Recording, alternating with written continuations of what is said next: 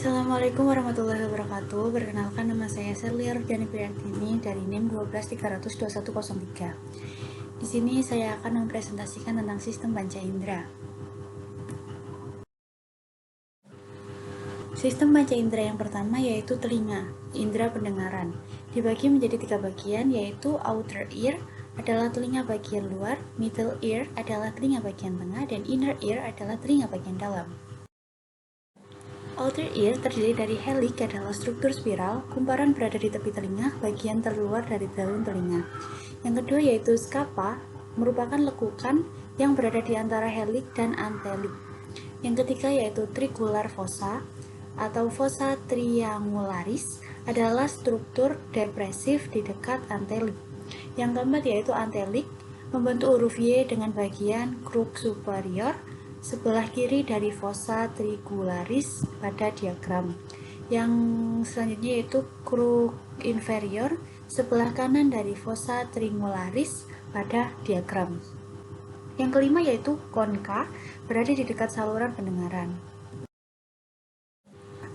Auricular lobule atau earlobe atau juga disebut lobulus auriculae. Bagian bawah dari telinga luar terdiri dari tangguh areolar dan adiposa jaringan ikat. Kurang ketegasan dan elastisitas sisa daun telinga atau struktur eksternal dari telinga. Yang ketujuh yaitu temporal muscle atau otot temporalis, adalah salah satu dari beberapa otot mengunyah yang diperlukan untuk menghancurkan dan menggiling objek antara gigi geraham. Yang kedelapan yaitu temporal bone. Temporal bone adalah tulang tengkorak yang hadir pada setiap sisi kepala yang diisi dengan udara. Yang kesembilan yaitu external acoustic meatus, adalah lorong yang mengarah dari luar kepala ke membran timpani atau membran gendang telinga masing-masing telinga. Struktur saluran eksternal sama pada semua mamalia. Dalam penampilan itu sedikit melengkung yang memanjang ke dari dasar daun telinga atau bagian yang menonjol dari telinga luar dan berakhirnya di membran gendang telinga yang memisahkannya dari telinga tengah. Yang ke-10 yaitu kartilage, adalah tulang rawan atau jaringan tulang rawan, adalah jaringan elastis yang elastis dan halus, bantalan seperti karet yang menutupi dan melindungi ujung tulang panjang pada persendian dan saraf. Bagian telinga yang kedua yaitu middle ear, terdiri dari tulang martil atau malleus, yaitu tulang yang melekat di gendang telinga. Yang kedua yaitu incus atau tulang landasan, yaitu tulang yang berada di tengah rangkaian tulang pendengaran telinga. Yang ketiga yaitu stapes atau tulang samurdi, yaitu tulang yang menjadi penghubung antara telinga tengah dan telinga dalam. Yang keempat yaitu semicircular canals, adalah bagian telinga yang berfungsi untuk menjaga keseimbangan tubuh, berisi rambut-rambut halus dan cairan. Yang kelima yaitu tympanic membran atau membran timpanik, merupakan selaput tipis yang membatasi liang telinga dengan telinga bagian tengah. Yang keenam yaitu tympanic cavity atau rongga timpanik, adalah rongga kecil di sekitar tulang. Di dalamnya terdapat ossicle, 3 tulang kecil yang memancarkan getaran. Yang selanjutnya yaitu inner ear, terdiri dari koklea, adalah saluran pembentuk seperti siput dengan bentuk spiral yang membentuk 2/3 putaran dan mengitari pusat tulang yang disebut modiolus. Yang kedua yaitu vestibular nerve, adalah saraf vestibulococlear, itu saraf kranial ke-8 yang berperan dalam proses mendengar dan menjaga keseimbangan tubuh. Makna kata vestibulocochlear berasal dari 2 kata, yaitu vestibular atau keseimbangan dan cochlear atau pendengaran. Yang ketiga yaitu cochlear nerve atau cochlea saraf, adalah salah satu dari 2 bagian saraf vestibulocochlear. Sebuah saraf kranial hadir dalam amniotes, bagian lainnya adalah saraf vestibular. Saraf koklea membawa informasi sensorik pendengaran dan dari koklea dari telinga bagian dalam langsung ke otak. Yang keempat yaitu Austasius tube. Saluran Austasius merupakan saluran yang menghubungkan ruang di belakang gendang telinga atau telinga tengah dengan tenggorokan dan bagian belakang rongga hidung. Yang selanjutnya yaitu sistem panca indera penglihatan, yaitu mata. Terdiri dari gambar 1 dan gambar 2. Terdiri dari superior rectus muscle, adalah salah satu otot ekstraokuler. Fungsi utamanya yaitu evaluasi, meskipun juga berkontribusi pada intorsi dan aduksi. Yang kedua yaitu lacrimal gland atau air mata, kelenjar yang diproduksi oleh proses lakrimasi untuk membersihkan dan melumasi mata. Yang ketiga yaitu lacrimal gland ducts, saluran kelenjar lakrimal. Yang keempat yaitu lacrimal canthus, adalah salah satu sudut mata tempat kelopak mata pertemuan atas dan bawah. Yang kelima yaitu lower eyelid atau disebut dengan kelopak mata, adalah lipatan kulit yang mencangkup dan melindungi sebuah mata. Yang keenam yaitu inferior rectus muscle, adalah otot heart orbit dekat mata. Ini adalah salah satu otot ekstraokuler. Yang ketujuh yaitu inferior oblique muscle, adalah tipis, otot sempit ditempatkan di dekat margin anterior dari lantai orbit. Oblique inferior adalah otot ekstraokuler dan melekat pada tulang rahang atas. Yang kedelapan yaitu tendon of superior oblique muscle, otot oblik superior adalah intorsi mata dengan aksi sekunder dan tersier masing-masing adalah depresi mata dan obduksi. Muncul dari periosteum sayap bawah tulang sphenoid di atas annulus yin. Yang kesembilan yaitu lacrimal punctum, adalah lubang kecil di sudut mata kiri dan kanan. Yang ke-10 yaitu superior lacrimal canaliculus, adalah saluran kecil di setiap mata bawah cairan menguras lakrimal dari lakrimal puncak ke kantung lakrimal. Yang ke-11 yaitu medial canthus, tendon kantal medial mengelilingi sistem drainase lakrimal. Yang ke-12 yaitu inferior lacrimal canaliculus, adalah saluran kecil di setiap kelopak mata bahwa cairan menguras lakrimal dan lakrimal puncak ke kantung lakrimal. Ini merupakan bagian dari aparatus lakrimal yang mengalir cairan lakrimal dari permukaan mata ke rongga hidung. Yang ke-13 yaitu lacrimal sac, adalah ujung differentius melebar dari ductus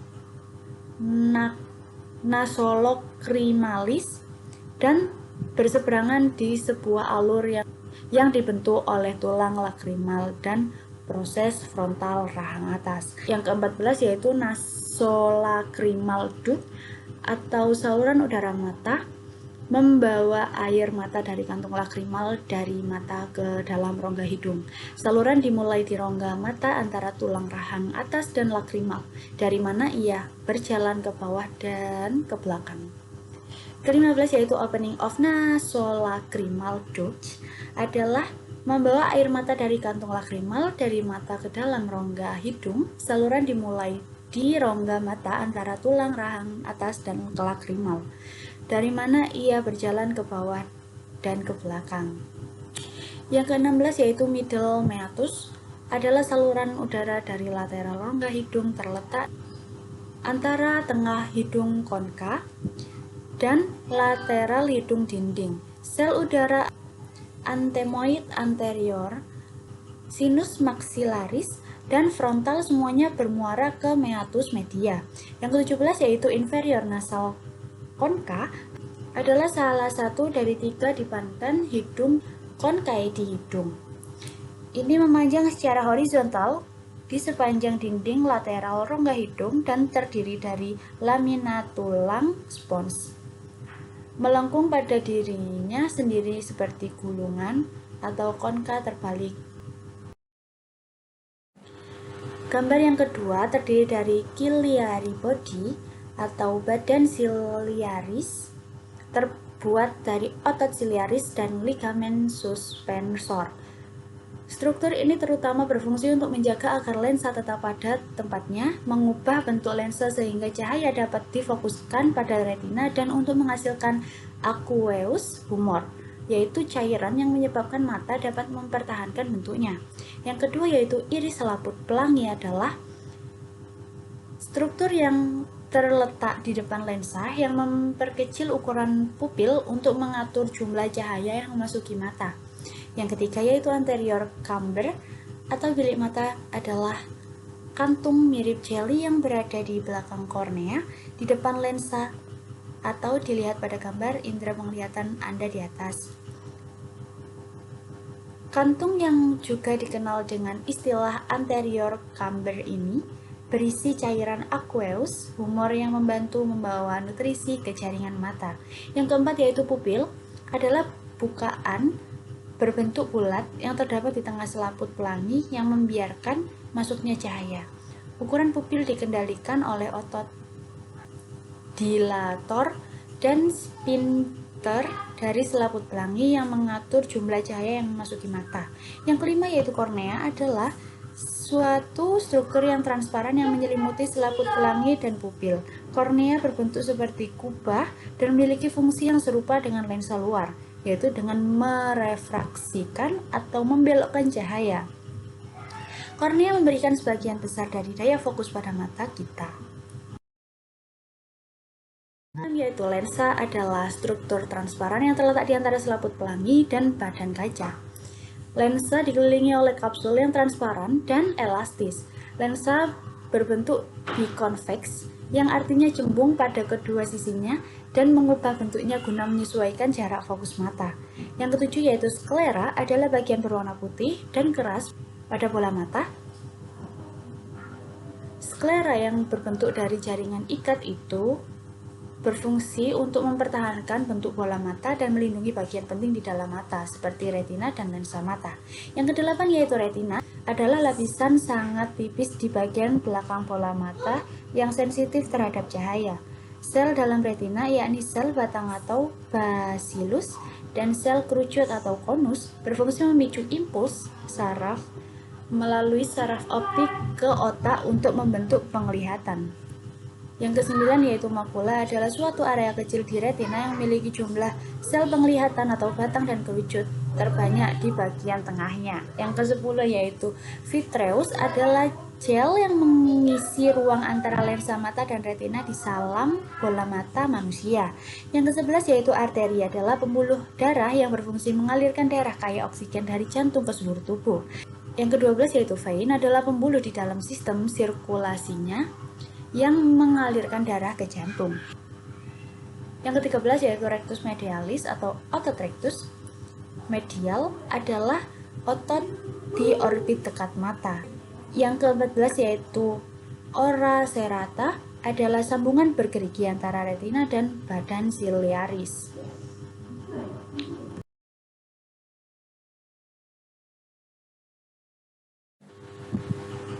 Sistem panca indera yang selanjutnya yaitu hidung, indera penciuman.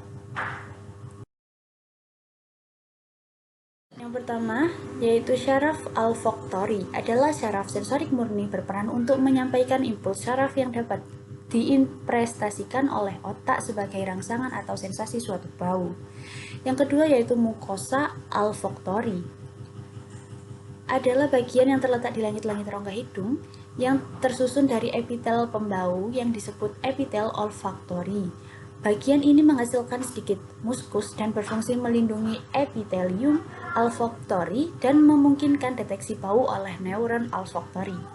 Yang ketiga yaitu akson adalah bagian neuron yang berfungsi menghantarkan impuls dari akson ke sel neuron yang lain seperti saraf pusat. Yang keempat yaitu sel dasar. Yang kelima yaitu sel penyangga berfungsi mengekspresikan Lander. Yang keenam yaitu lintasan nasal, dinding pemisah yang terbuat dari tulang yang sangat tipis membagi hidung menjadi kiri dan kanan.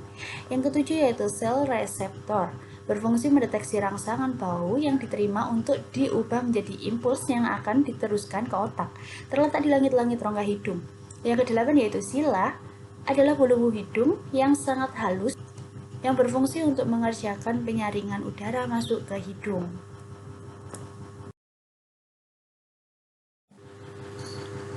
Sistem panca indera yang selanjutnya yaitu lidah, yang disebut juga indera perasa. Terdiri dari tulang lidah adalah kumpulan otot rangka pada bagian lantai mulut yang dapat membantu pencernaan makanan dengan mengunyah dan menelan, dan membantu dalam tindakan bicara. Yang kedua yaitu kutub pangkal tenggorokan atau epiglottis, adalah kutub berbentuk daun yang terletak di belakang lidah, berfungsi menutupi batang tenggorokan pada saat seseorang menelan agar makanan atau minuman tidak masuk ke saluran pernafasan. Yang ketiga yaitu amandel lidah atau tongsil, adalah organ kecil yang terletak di belakang tenggorokan, berfungsi sebagai benteng utama di dalam pertahanan makanan. Yang keempat yaitu amandel langit-langit tenggorokan, berfungsi sebagai mencegah infeksi. Yang kelima yaitu jendela buntu, berfungsi mencampur ludah dengan makanan sehingga menjadi lunak dan mudah dikunyah.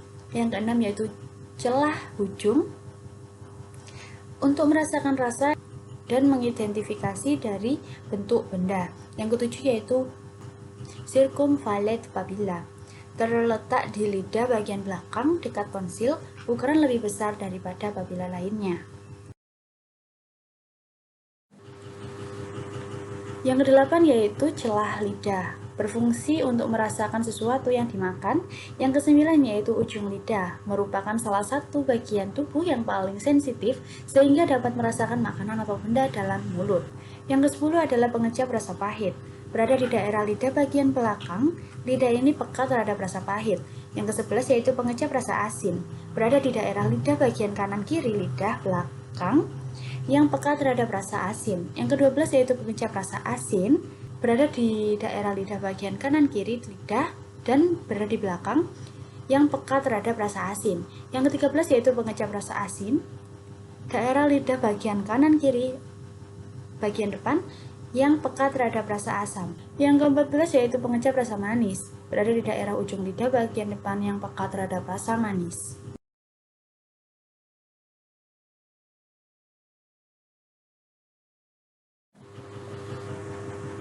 Terima kasih.